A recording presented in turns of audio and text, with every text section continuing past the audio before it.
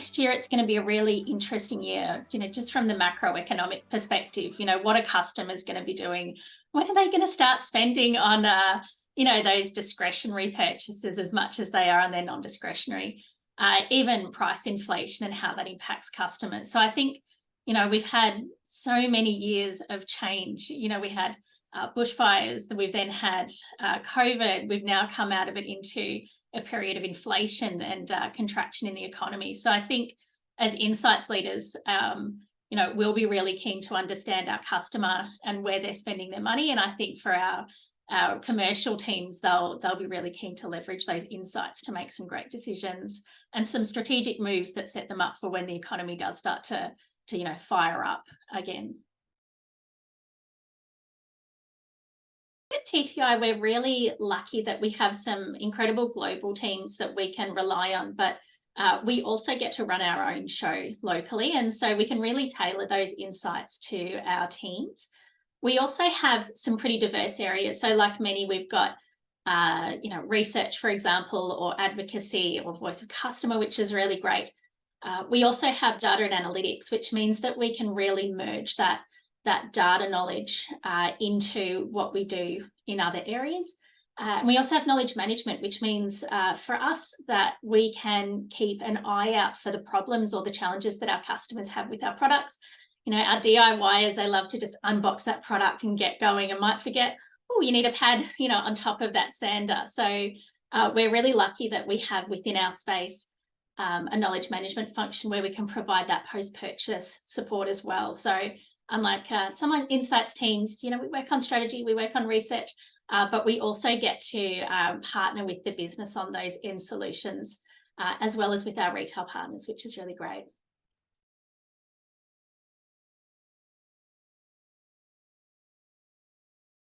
And so I was reflecting, and I've worked in different iterations, I think, of what we would term insights for over 20 years. And even in the case where I was just one insights manager in an organization, there were still other people doing what I would term insights work. So that could be looking at market analysis, that could be interacting with customers and getting their perspectives, or even conducting research and having those programs. So there's some real benefits of centralizing it. I think just because you can doesn't mean you should go completely self-serve, but I find it really challenging as from a commercial perspective to centralize everything. So for me, it's really about identifying what is the most important frameworks, the governance, the best practice training that we can provide, but then enabling our teams to use those tools, use those insights.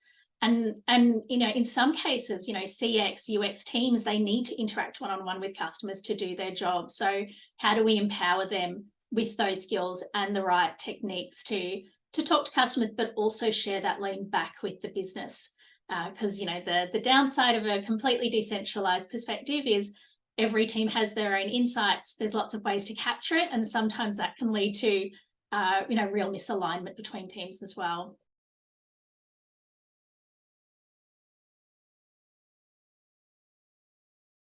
I think first and foremost, governance is really important. So making sure that we have the right techniques, the right policies, the right communication across the business to know how to interact with customers in a compliant way. So for example, it can be really tempting to want to do research with a customer, but maybe you haven't completed that that privacy form, for example. You haven't had that consent to use their information in a certain way. So a foundation of governance, I think, just underpins all areas.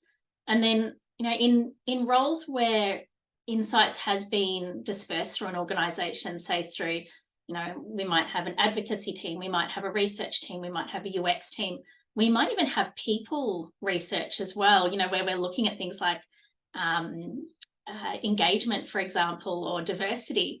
I think it's also really important for us as leaders to build those networks within the organisation and create opportunities to share. So it could be as simple as, and I've done it in many roles, a monthly catch up with all the research team to say, what are you working on and what have you got and what tools have you used, or what have you found, and making sure that sharing occurs when it is decentralized, as well as having really clear boundaries in terms of where you do need to work with that central team, or you do need to work in particular even with an agency, where you need that independent perspective, or, it's a, brand positioning, for example. I don't think many teams can run that on their own and do it justice. So sometimes there is a point where you say, you know what, just because I can do this on my own, I can knock it up in a self-serve online tool, doesn't mean that I should call in the experts. So yeah, it's definitely an interesting one to manage.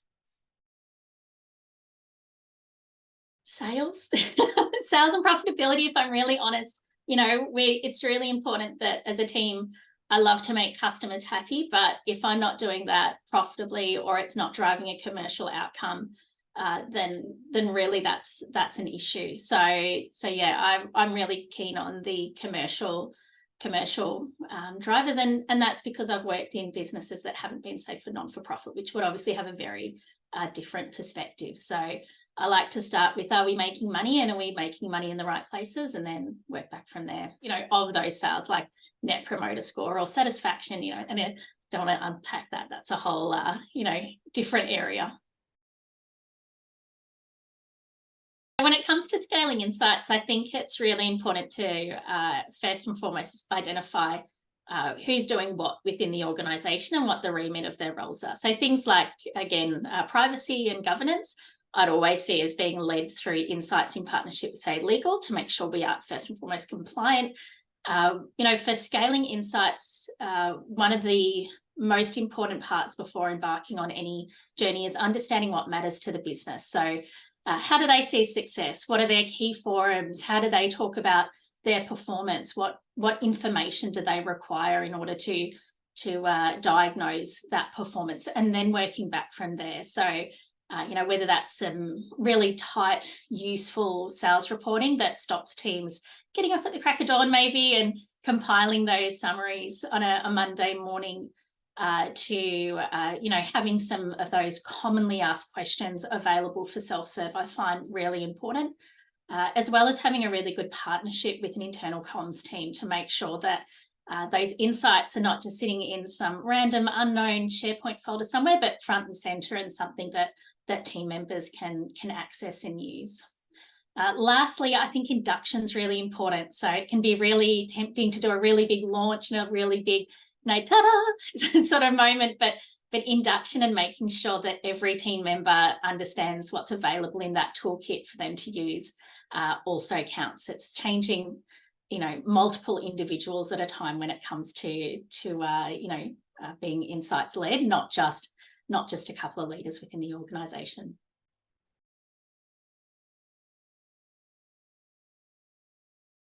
I think it's really important for insights leaders to understand the business that they're working in. We want people to make great decisions. We want to make sure that we're providing the right insights, and that really comes from understanding the organisation. Before we skip into, we need a brand tracker, we need an NPS survey, we should do some maybe immersions, or, we need some really good dashboards, taking a pause and just spending time ourselves, immersing ourselves in an organisation, doing some of the ethnography that maybe we would do with customers, with our own internal stakeholders.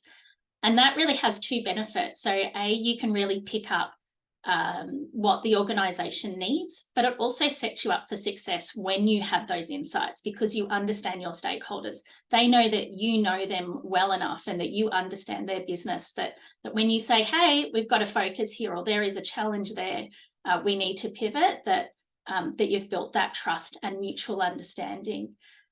It's particularly important as well because some teams will have different ways of looking at data or information, and so whether that's research or some of our more operational metrics, understanding how they consume information can also help you tailor your approach to have the maximum impact.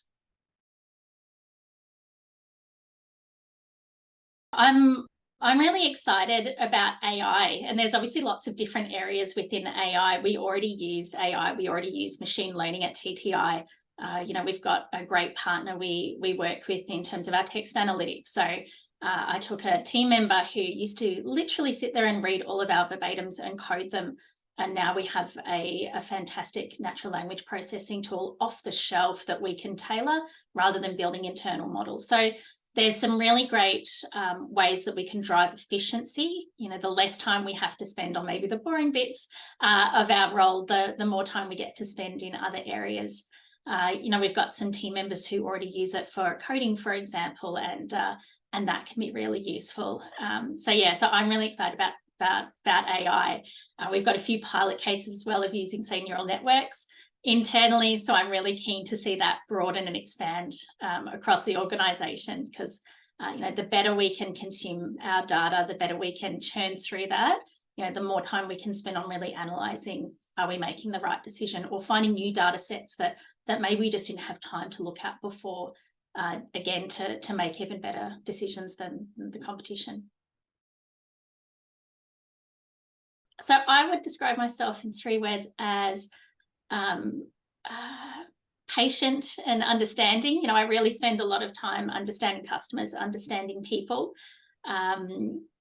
You know, trusting. I trust my team, and I trust others.